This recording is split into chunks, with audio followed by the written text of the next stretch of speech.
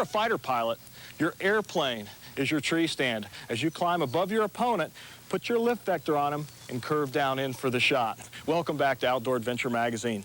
I've traveled to Kissimmee, Florida, home of Fighter Pilots USA, for the Top Gun Challenge. Here we've got 16 guys, some of them pilots, some of them just computer pilots. And they're going to go head-to-head in one-on-one competition to find out who's going to be the top gun here at Fighter Pilots USA. Let's get into the action.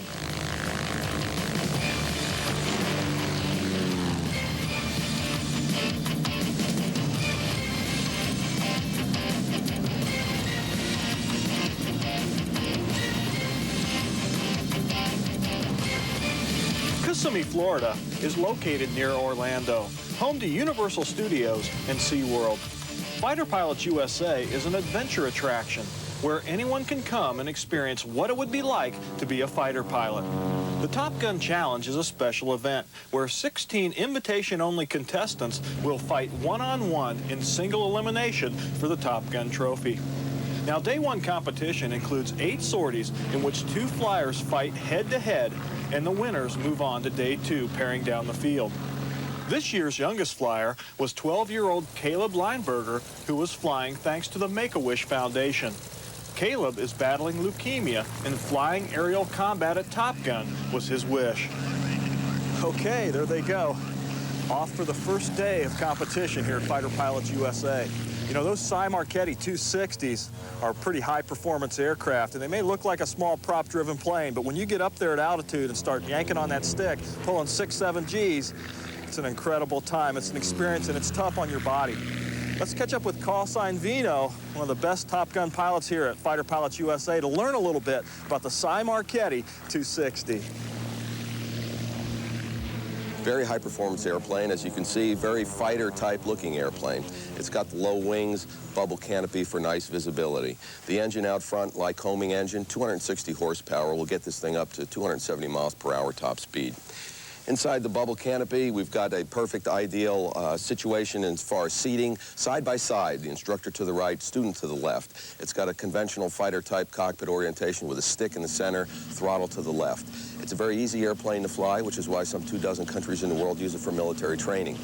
The stick is basically all you have to worry about. The throttle will be firewalled the whole flight for that top speed and high G turning performance. The rudder pedals, basically, you don't have to worry too much about, maybe a little bit at low speed. But basically, the stick is what you're going to manipulate, get this airplane up to its maximum performance in terms of G and in terms of flying the airplane at the limits that you want to fly it at. My first draw competitor is Tony Lovell, a computer whiz flyer from Boston. After a little pre-flight instruction, we take to the skies and the battle is on. Now, each dogfight starts by flying right at each other, listening for the instructor's fights on command. Then it's full-speed chase and try to shoot the other plane down. Each instructor pilot is a former F-16 Air Force flyer, and he's shouting encouragement the entire time. All of the flights are taped on VCR and critiqued afterwards to determine the winner. During Top Gun, some of the sorties are accompanied by a B-25 flown by Tom Riley. Now, this aircraft is a neat piece of World War II nostalgia, and it's exciting to be close to when you're flying in the Marchetti. Well, there's no doubt that the weather in Central Florida is perfect for flying, and the Top Gun Challenge is making good use of it.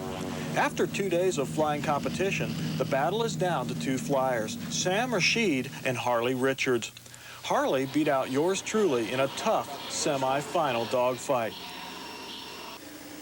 Now, besides the actual flying sortie competition, there's computer-simulated dogfights also being flown each day of the challenge.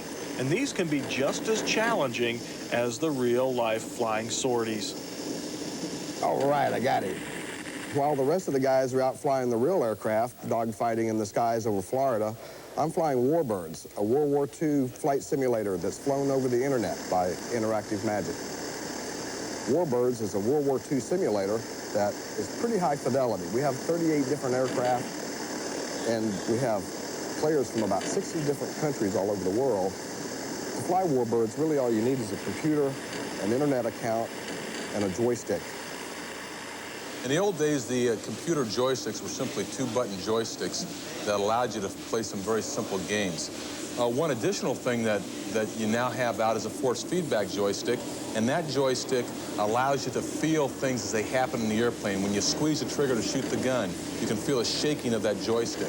If somebody shoots you, you can feel the impact of the bullets hitting your airplane.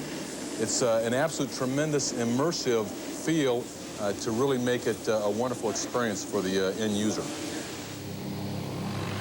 As the Marchetti fighters land, the final tournament results are in. Harley Richards is the winner of the Top Gun Challenge. Congratulations, Harley. At the awards ceremony, Harley accepts his Eagle Trophy, then presents the award to Caleb, the boy with leukemia, and proclaims him to be the true fighter of the tournament. And you know, you sure can't argue with that.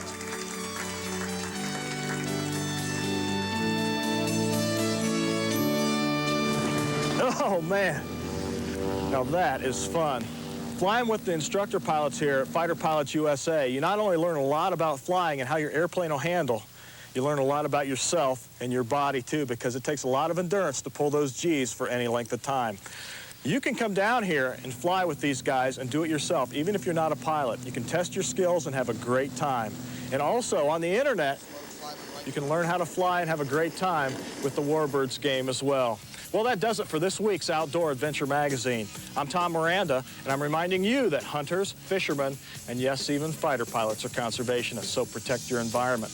Look for me here again next Saturday, right here on ESPN, for more Outdoor Adventure Magazine.